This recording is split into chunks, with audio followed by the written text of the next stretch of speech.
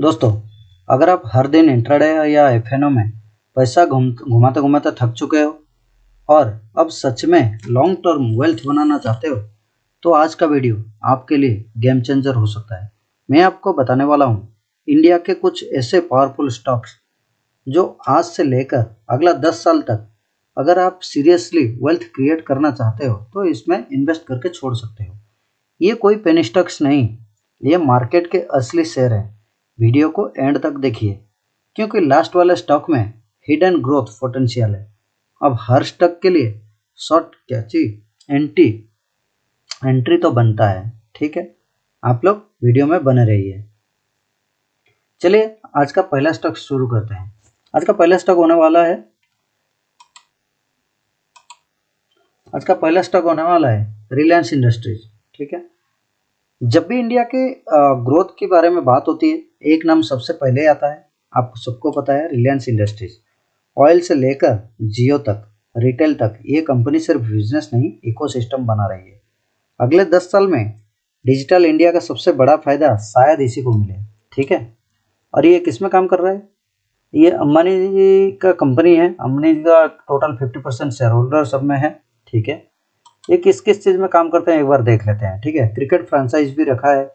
उसके बाद ये हुआ पार्टनरशिप विद गूगल एआई के साथ पार्टनरशिप किया है, ठीक है। मीडिया एंटरटेनमेंट है और न्यूज़ ग्रीन एनर्जी में फोकस कर रहा है। ऑयल गैस ईपी बिजनेस में भी है, ठीक है। इसका भास्ट सेगमेंट है, ठीक है।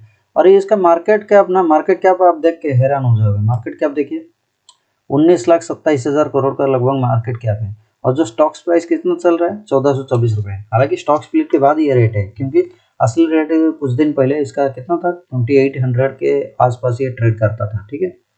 अभी देखते हैं इसका ऑल टोटल हाई कितना 1612 रुपये है और 52 वीक लो कितना 1115 रुपये है, ठीक है। अभी फिलहाल 52 वीक के आसपास ही ट्रेड करता हुआ दिख रहा है, ठीक है ना। स्टॉक का पी कितना दिखा रहा है 25.1, जबकि इंडस्ट्री पी कितना 7.03 है। थोड़ा सा ओवरवैल्यू जोन पे चल रहा है, ठीक है। और बुक वैल्यू कितना 648 है। डिविडेंड कंटिन्यू दे रहा है, फेस वैल्यू 10 का है। और रिटर्न ऑन इक्विटी 8.4 है और रिटर्न ऑन कैपिटल एम्प्लॉयड 9.69 है। डेप्ट टू इक्विटी 0.43 है, यानी कि डेप्ट की वजह से कंपनी का बंद होने का चांसेस कम है, ठीक है। पेग रेशियो 4.68 है। पेग रेशियो के हिसाब से स्टॉक थोड़ा ओवरवैल्यूड लग रहा है, ठीक है। चलिए सीधा चलते हैं इसका बिजनेस मॉडल, सीधा चलते हैं अपना बैलेंस शीट में। प्रॉफिट एंड लॉस स्टेटमेंट एक बार देख लेते हैं, ठीक है। मार्च 2014 में सेल्स ग्रोथ था कितना 4,33,000 करोड़ का। अभी कितना पहुंच गया 4 लाख से लगभग 2.5 गुना हो गया, 10,24,000 करोड़ में पहुंच गया है। और नेट प्रॉफिट कितना बना रहा है 97,776 करोड़। वो 2014 में कितना था 22,000 करोड़ सिर्फ था, ठीक है। ये कंटिन्यू ग्रोथ होने वाला सेक्टर है भाई। आप लोग अगर लॉन्ग टर्म अगर 5 साल 10 साल इसमें देते हैं तो अच्छा खासा पैसा वसूलेंगे, ठीक है। अगर शॉर्ट टर्म मल्टीबैगर चीज़ चाहिए, पेनी स्टॉक चाहिए, ये सब पेनी स्टॉक मैं अपना चैनल में डिस्कशन नहीं करने वाला हूँ। फंडामेंटली स्ट्रॉन्ग स्टॉक में इन्वेस्ट करेंगे, जो अपना मेहनत का पैसा है ना, एक एक रुपया हम लोग जाने नहीं देंगे, ठीक है। अच्छा कंपनी में इन्वेस्ट करेंगे, अच्छा वेल्थ बनाएंगे, ठीक है ना। चलिए इसका शेयर होल्डिंग पैटर्न एक बार देख लेते हैं। शेयर होल्डिंग पैटर्न क्या बोलता है। प्रोमोटर्स ने 50.41% ईयरली कर लेता हूँ। 2017 में 46% था प्रमोटर ने, अभी 50% हो गया बढ़ के। यानी कि प्रमोटर अगर बढ़े हैं तो कंपनी के ऊपर भरोसा किया जा सकता है। पहला तो रिलायंस इंडस्ट्री का बात हो रहा तो भरोसा तो रहेगा ही रहेगा, क्योंकि नंबर 1 कंपनी होने वाला है रिलायंस और अंबानी जी को कौन नहीं जानता है, ठीक है। एफआईज ने 22% का स्टेक था, अभी 19% किया है। हालांकि ये जो स्टेक बेचे हैं इसको खरीदा है कौन, डोमेस्टिक इन्वेस्टर ने। जबकि कोई स्मार्ट मनी या जैसे कि इंस्टीट्यूशनल बायर अगर कोई स्टॉक में इंटरेस्ट शो कर रहे हैं तो हम लोग को मतलब वो स्टॉक के बारे में सोचना पड़ चाहिए, ठीक है। क्योंकि ये स्टॉक अच्छा होता है। इंस्टीट्यूशनल बायर जो है ना, अपना स्टॉक को पूरा स्मार्ट कंसेप्ट पे अपना पैसा जो इसमें लगाते हैं, ठीक है। अभी देखिए पब्लिक तो मैं हमेशा हर वीडियो में बताता हूँ, जहाँ स्टॉक गिरना शुरू हो रहा है तो पब्लिक उधर खरीदेगा नहीं, उधर बेच डालेगा, ठीक है। लेकिन ये देखिए पब्लिक कितना था 2017 में 19 था, 19%, अभी घट के कितना 10.64% हो गया, ठीक है। पब्लिक ने कमा है, लेकिन मेरे हिसाब से ये एक बेहतर कंपनी होना रहने वाला है। अगला 10 साल तक अगर आप लोग सोच रहे हैं तो ये एक बेहतर कंपनी रहने वाला है। चलिए नेक्स्ट कंपनी में चलते हैं। नेक्स्ट कंपनी जो है एक डिफेंस सेक्टर का स्टॉक है, भारत इलेक्ट्रॉनिक्स लिमिटेड। ये दोस्तों कुछ दिन पहले 380 अराउंड 280 या 380 तक था ये स्टॉक, और मार्केट कैप कितना है एक बार देख लीजिए। मार्केट कैप 3,22,000 करोड़ का बन गया है। करंट प्राइस 441 रुपये है। स्टॉक पी 54.2 है। इंडस्ट्री पी 62.5 है, यानी कि स्टॉक पी कम है इंडस्ट्री पी से, तो अच्छा खासा वैल्यूएशन में स्टॉक अभी मिल रहा है। डिविडेंड यील्ड 0.54% है। फेस वैल्यू 1 का है। आरओसी जो 38.9% है। रिटर्न ऑन इक्विटी 29.2% है। डेप्ट टू इक्विटी 0 है, यानी कि डेप्ट बिल्कुल ना के बराबर है। ये कंपनी अगर डेप्ट की वजह से बंद हो जाएगी, कोई बोलेगा ना, वो हम मान नहीं पाएंगे, ठीक है, क्योंकि इसका डेप्ट बिल्कुल नील है। पेग रेशियो देखिए 1.78% है, और इंट्रिंसिक वैल्यू जो है 143 रुपया है। हालांकि पेग रेशियो के हिसाब से थोड़ा सा ओवरवैल्यूड जोन में है ये कंपनी, ठीक है। ये ओनली डिफेंस सेक्टर में काम नहीं करता है, ये इलेक्ट्रॉनिक्स वगैरह बनाता है भी। नॉन डिफेंस में देखिए cyber security, smart city solution, ये सब प्रोवाइड करता है ये जो कंपनी है, ठीक है।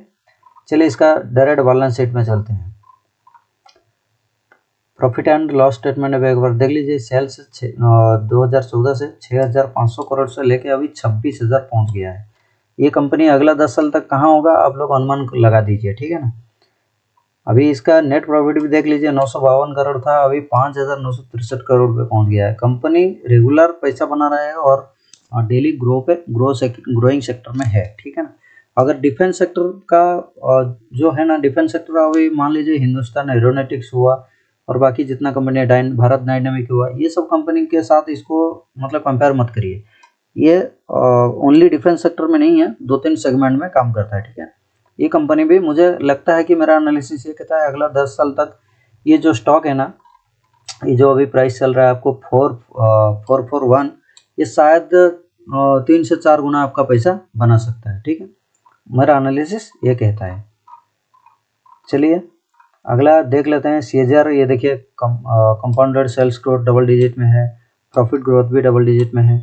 चलिए नेक्स्ट एक इम्पोर्टेंट सेक्टर है शेयर होल्डिंग पैटर्न, एक बार देख लेते हैं।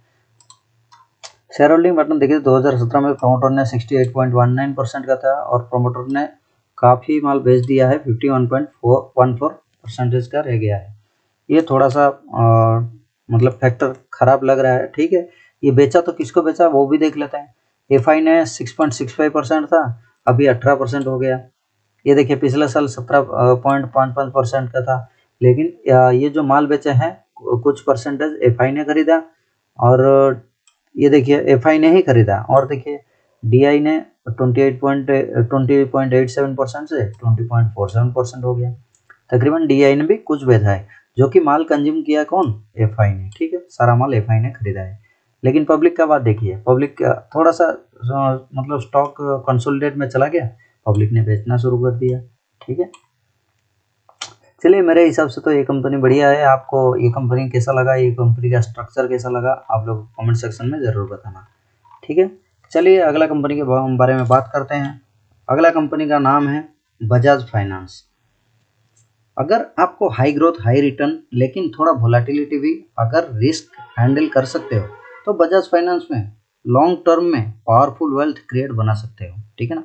ये क्लियर कट में बोल रहा हूँ, क्योंकि फाइनेंस ऐसा एक सेक्टर होने वाला है अभी, मतलब हर चीज़ में फाइनेंस। देखिए आप एक मोबाइल भी खरीदे उसमें भी फाइनेंस, कुछ भी खरीदीजिए उस फाइनेंस में क्या होता है, आदमी लोग को ऐसा लगता है कि चलो 10,000 का चीज़ है, महीना का 1,000 रुपया देना पड़ेगा, फाइनेंस कर लेते हैं। तो फाइनेंस सेक्टर में काफ़ी ग्रोथ है, और बजाज फाइनेंस तो एक नामी दामी कंपनी है, ठीक है, आप सबको पता होगा, ठीक है। इसके बारे में ज़्यादा बात नहीं करेंगे, तुरंत चलते हैं इसका एनालिसिस करते हैं। मार्केट कैप देखिए 6,31,000 करोड़ का मार्केट कैप है। करंट प्राइस चल रहा है 1,015, अभी रिसेंटली 890 को टच करके ऊपर आया है, और इसका और हाई है 52 के हाई 1,100 रुपये है, 52 लो है 810।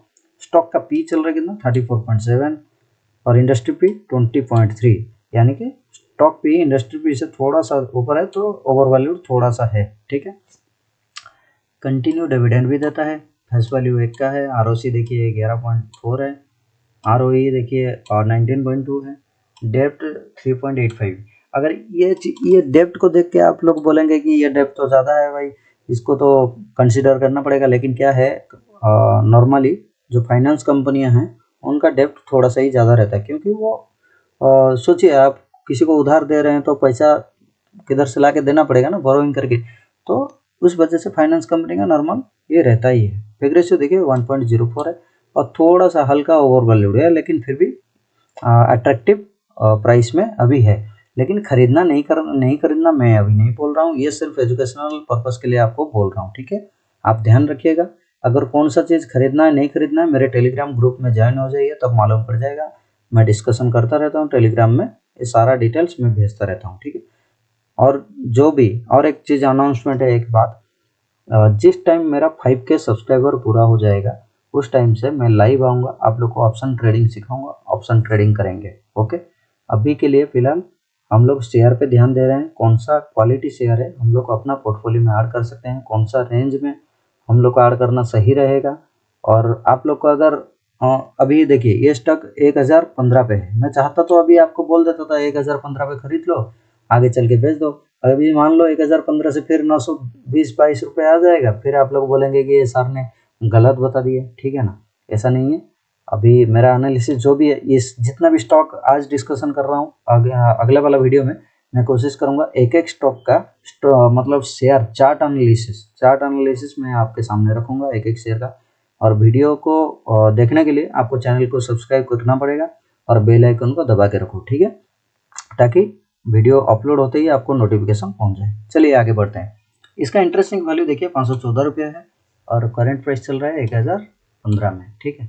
इंटरेस्टिंग वैल्यू से थोड़ा सा ऊपर है, थोड़ा ओवर वैल्यूड जोन पे है, फिर भी इस तक लॉन्ग टर्म में काफ़ी आपको पैसा बना के वेल्थ बना के दे सकता है। चलिए इसका एक बार देख लेते हैं जो प्रॉफिट एंड लॉस स्टेटमेंट है। 2015 में देखिए ये 5392 करोड़ का था, कंपनी रेवेन्यू कर रहा था, जनरेट कर रहा था। अभी कितना है, 79,000 करोड़ है। तो ये जो नंबर है कितना गुना हो गया, 15 से 25-26 तक, लगभग 11 साल में कितना गुना कर दिया पैसा को, देखिए 15 गुना कर दिया ना। अभी अगला 10 साल सोचिए कितना में कंपनी का जो रेवेन्यू कहाँ पहुँच गया होगा, एक बार सोचिए कितना बड़ा कंपनी है। हम लोग ये क्वालिटी कंपनी को हम लोग नहीं पकड़ते हैं, हम लोग पेनी स्टॉक के पीछे भागते रहेंगे, वही 5,000 में 50,000 शेयर ले लोगे और ये 5,000 में 5 शेयर होगा, और ये 5 शेयर अगला 5 साल में जितना दे देगा, अगला 5 साल अगर वो पेनी स्टॉक को रखोगे तो वो 1 रुपया नहीं गिरेगा, वो क्लियर बात है, ठीक है ना। क्वालिटी स्टॉक लीजिए, अपना पोर्टफोलियो में क्वालिटी स्टॉक ऐड करिए, भले ही आप 5,000 लगाइए, लेकिन उसमें कुछ ना कुछ परसेंटेज आपको मिल जाएगा, ठीक है। चलिए अगला बात करते हैं, नेट प्रॉफिट के बारे में देख लेते हैं। नेट प्रॉफिट कितना देखिए 898 करोड़ से अभी 18,000 करोड़ जनरेट कर रहा है प्रॉफिट, ठीक है ना। और इसका लगातार ग्रोथ फॉर्मेट देख लीजिए, कंपाउंडेड सेल्स ग्रोथ इतना है, कंपाउंडेड प्रॉफिट ग्रोथ इतना है, और सब डबल डिजिट में है। और इसका शेयर होल्डिंग पैटर्न पहले देख लेते हैं, शेयर होल्डिंग पैटर्न में कैसा है। प्रोमोटर्स ने सॉरी इसको ईयरली करना पड़ेगा भाई, ठीक है। प्रोमोटर्स ने 57.94% का स्टेक था 2017 में, अभी कितना है 54.70% का। थोड़ा सा स्टेक बेचा हुए हैं प्रोमोटर ने, लेकिन उसको खरीदा है कौन वो भी देख लेते हैं। एफआई ने 2017 में 19.26% का था, अभी रिसेंटली मार्च महीना में 2025 में 21.45, अभी 21.49, यानी कि एफआई ने और ऐड किया है, ठीक है। डीआई ने भी और ऐड किया है, डीआई ने भी ज़बरदस्त खरीदारी किया है। और गवर्नमेंट में भी स्टेक है 0.08% का। और देखिए पब्लिक तो हमेशा से बोल रहा हूँ, पब्लिक तो अभी कम है, ये लोग बेचे हैं, ठीक है। थोड़ा सा प्रॉफिट मिलता ही ये लोग बेच देते हैं, ठीक है ना। कहाँ वीडियो देखिए, वीडियो छोड़िए, कहाँ ये स्टॉक स्टार्ट होगा, कहाँ रुकेगा, वो सब मालूम नहीं है। अगर आपको पता नहीं है तो मेरे चैनल के साथ जुड़े रहिए, मैं बता दूंगा ये स्टॉक इधर से किधर तक जाएगा या नीचे गिरेगा, वो सारा चीज़ आप लोग को मालूम पड़ जाएगा। मैं एनालिसिस का वीडियो डेली डालता रहूँगा, ठीक है। आज स्टॉक के बारे में बात कर रहा हूँ, कल एक एक स्टॉक के बारे में एनालिसिस का भी वीडियो आपको मिल जाएगा, ठीक है। चैनल को सब्सक्राइब जरूर करना, ठीक है। चलिए अगला स्टॉक के बारे में बात करते हैं। Indian railway catering and tourism corporation IRCTC, आपको लोगों को पता होगा। और रेलवे सेक्टर में अगर आप इंटरेस्टेड हो, एक मोनोपोली है, कैटरिंग का सर्विस प्रोवाइड करता है, टिकट वगैरह हुआ और पानी का बोतल वगैरह हुआ, ये सारा चीज़ ये प्रोवाइड करता है। ये कंपनी का सेगमेंट क्या है, रेलवे सेक्टर से यानी कि रेलवे सेगमेंट से है, ठीक है। ये देखिए, ticket, catering service and package, drinking water, railway station, train in India, ठीक है। ये सारा चीज़ ये प्रोवाइड करता है। और इसका मार्केट कैप देख लीजिए, 49,000 करोड़ का, लगभग 50,000 करोड़ का है मार्केट कैप। करंट प्राइस कितना, 624 है। 52 की हाई कितना, 820। 52 की लो कितना, 600 रुपया लगभग है। स्टॉक का पी कितना, 36 है। इंडस्ट्री पी 44 है। लगभग ये अंडर वैल्यूड परफॉर्मेंस है। अभी अभी ये स्टॉक में अगर आप खरीदारी करके अगला 10 साल तक छोड़ देते हैं, मुझे लगता है ये 5 से 10 गुना आपको तो ऐसे ही प्रॉफिट जनरेट करके दे देगा। लेकिन लॉन्ग टर्म के लिए, शॉर्ट टर्म में उसके लिए मेरा एनालिसिस का वीडियो आने वाला है, उसको देखते रहने हैं, ठीक है। एनालिसिस बता देगा कि आपको कहाँ एंट्री करना है, कहाँ लॉस, कहाँ बुक करना है प्रॉफिट, अगर शॉर्ट टर्म के लिए। और लॉन्ग टर्म के लिए बैठना चाहते तो आप लोग अभी भी ये करंट जो प्राइस है ना, बेस्ट ऑफर कर रहा है, एक्यूमुलेट जोन बन रहा है, ठीक है। फेस वैल्यू 2 का है। डिविडेंड 1.29%, बेहतरीन फिगर है। ROC देखिए 49% है। ROE 37% है, जो कि ज़बरदस्त है। डेट टू इक्विटी 0.02% है। ऐसे कंपनी में हम लोग को मतलब इन्वेस्ट करना चाहते हैं जिसका ये जो फिगर है ना, ये सब बेहतरीन फिगर माना जाता है, ठीक है। ऐसा कंपनी में हम लोग ज़्यादातर प्रीफर करेंगे कि लॉन्ग टर्म में बैठ जाएं, ठीक है। चलिए बैलेंस शीट में एक बार चलते हैं, प्रॉफिट एंड लॉस स्टेटमेंट में। प्रॉफिट देखिए, सेल्स कितना जनरेट कर रहा है। 2015 में 1059 करोड़ का था, लेकिन अभी ट्रेलिंग 12 मंथ में 5,000 करोड़ का प्रॉफिट जनरेट कर दिया, ठीक है। नेट प्रॉफिट भी देख लीजिए, 131 करोड़ से लगभग 1400 करोड़ का प्रॉफिट पहुंच के 10 साल में ये लगभग 10 गुना हो गया। अगला 5-10 साल सोच के देखिए कितना गुना होगा, ठीक है। जैसे ही देखिए, पॉपुलेशन तो हमारा रुकता नहीं है, इंडिया का पॉपुलेशन तो सबसे हाई है, ठीक है। और कंटिन्यू ग्रो कर रहा है इंडिया। इसके हिसाब से ये कंपनी भी ज़बरदस्त चलने वाला है। ट्रेन का डिमांड कभी कम नहीं होने वाला, क्योंकि पॉपुलेशन जितना बढ़ रहा है, ट्रेन का सेक्टर पे सेगमेंट भी उतना स्ट्रांग होता जा रहा है, ठीक है। चलिए इसका शेयर होल्डिंग पैटर्न एक बार देख लेते हैं। शेयर होल्डिंग पैटर्न में प्रमोटर्स ने 62.4% का था, सॉरी, तो 2020 में 87% इसका प्रमोटर थे, और बेच के कितना हो गया, 62.40% इसका हो गया। FI ने 1% से अभी 7% का स्टेक है, यानी कि FI ने कुछ स्टेक बढ़ाया है। हालांकि पिछले मार्च 2025 से अभी थोड़ा कम है। DI ने 2% से लेके अभी 14% का स्टेक अपने पास रख लिया है, यानी कि पिछले क्वार्टर से एक क्वार्टर में थोड़ा बढ़ोतरी किया है, ठीक है। और पब्लिक ने इसमें थोड़ा इंटरेस्ट दिखाया है। ये सही डिसीजन पब्लिक ने लिया है। अभी 16.35% से 16.39% तक बढ़ोतरी हुआ है, ठीक है। मेरे हिसाब से ये एक लॉन्ग टर्म बेट अच्छा रह सकता है, ठीक है। नेक्स्ट बात करते हैं HDFC बैंक के बारे में। HDFC बैंक आप लोग को पता होगा, बैंकिंग सेक्टर का पावर हाउस है। स्ट्रॉन्ग मैनेजमेंट, कंसिस्टेंट ग्रोथ और इंडिया की इंक्रीजिंग लोन डिमांड का direct benefit long term investor का favourite stock HDFC bank limited है, ठीक है। नंबर 1 बैंक है, ठीक। तो बैंकिंग सेक्टर से आप ये जो बैंक है इसको प्रेफर कर सकते हो, अपना पोर्टफोलियो में ऐड कर सकते हो, ठीक है। चलिए इसका एनालिसिस करते हैं। ये डाटा क्या कहता है, मार्केट कैप देख लीजिए, 14 लाख 7,000 करोड़ तक मार्केट कैप है। करंट प्राइस कितना, 915 पे ट्रेड कर रहा है। और जो हाई बनाया था 1020 का और लो बनाया था 831 का। डिविडेंड 1.19% है, जो कि अच्छा खासा डिविडेंड प्रोवाइड करता है। स्टॉक का पी 18.9 है। इंडस्ट्री पी 15.8 है, थोड़ा सा ओवर वैल्यूड है। एग्रेसिव 0.82 है। एग्रेसिव के हिसाब से स्टॉक अभी अंडर वैल्यूड परफॉर्मेंस दे रहा है, ठीक। डेप्ट देख लीजिए, डेप्ट 6.20 है। मैं बोला था फाइनेंस या बैंकिंग सेक्टर का जो भी कंपनी है उसका डेप्ट थोड़ा ज़्यादा रहता है।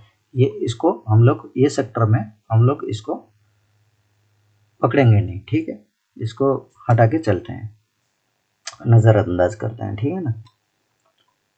चलिए इसका डायरेक्ट चलते हैं PNL में, प्रॉफिट एंड लॉस स्टेटमेंट में। देखिए रेवेन्यू 2014 में कितना जनरेट कर रहा था? 42,000 करोड़ का रेवेन्यू जनरेट कर रहा था। अभी कितना है? 3,48,000 करोड़ का में रेवेन्यू पहुंच गया। ठीक है, क्या आपको लगता है अगले 5 साल में ये जो डिजिट है ये दुगुना 3 गुना नहीं होने वाला? क्या अगले 10 साल में 3 गुना 4 गुना नहीं होने वाला है? जरूर होगा। नंबर 1 कंपनी है, नंबर 1 बैंक है, तो आजकल सेविंग में ज़्यादा आदमी इंटरेस्ट शो कर रहा है, तो ये आगे चल के बहुत काफ़ी सारा फायदा देने वाला है। ठीक है, चलिए और इसका शेयर होल्डिंग पैटर्न एक बार देख लेते हैं।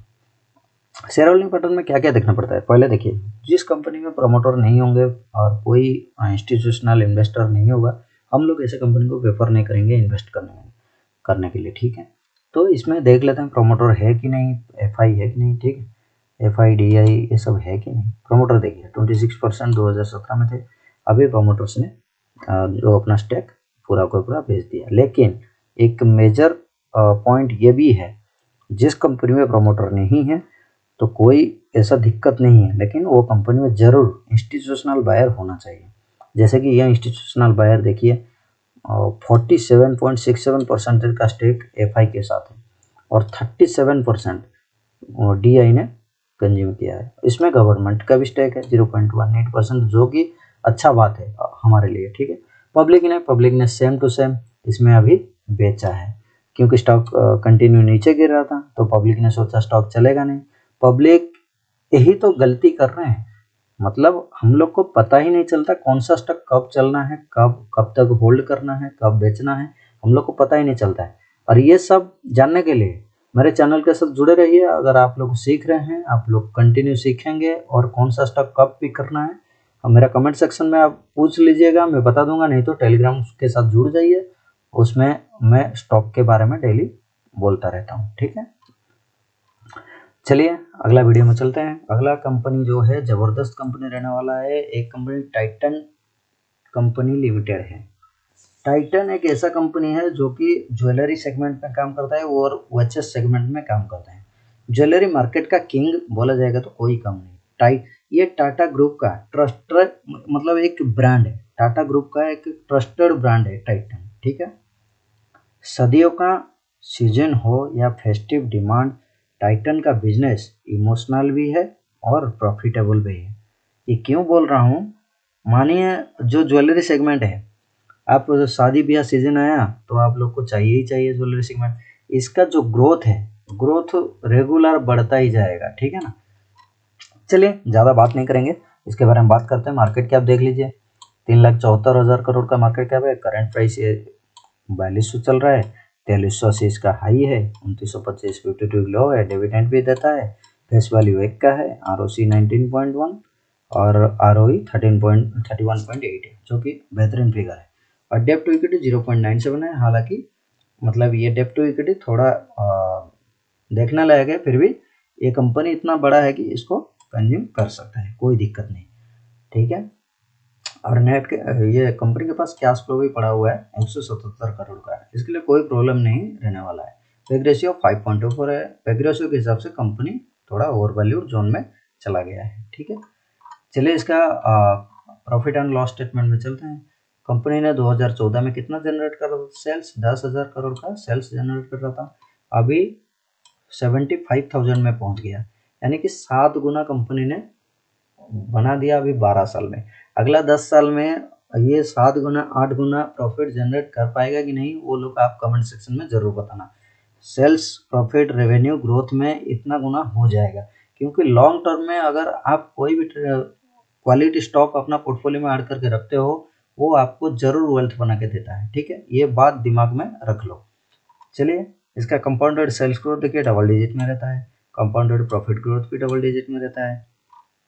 और शेयर होल्डिंग पैटर्न देख लेते हैं। शेयर होल्डिंग पैटर्न देखिए, प्रोमोटर ने 52.90 से 52.90, यानी कि प्रोमोटर्स ने 1% भी शेयर नहीं बेचा। ये एक जबरदस्त फर्म का स्टॉक लगता है। ठीक है, इससे पता चलता है कि स्टॉक का फंडामेंटल कितना स्ट्रॉन्ग है। ठीक है, एफआई देखिए, एफआई 15.55% है, थोड़ा सा स्टेक बेचा हुआ था, उसको खरीदा कौन? डीआई ने खरीदा, डोमेस्टिक इन्वेस्टर ने खरीदा है। और गवर्नमेंट का स्टेक भी ये शेयर में है, 0.19% का है।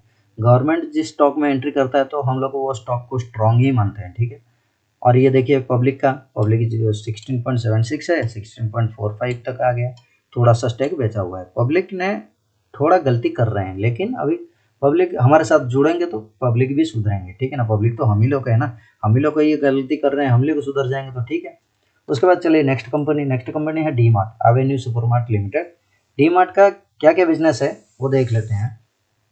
ये देखिए डी मार्ट मतलब foods, non food, general merchandise ये सब में काम करता है, ठीक है। और जो लोग हम लोग एवरीडे जो मतलब कंज्यूम करते हैं, ठीक है, उसके लिए ये परफेक्ट कंपनी है। सिंपल बिजनेस मॉडल है, low margin but high volume गोए में, ठीक है। इसमें लो मार्जिन रहता है लेकिन आपको हाई वॉल्यूम मिलेगा।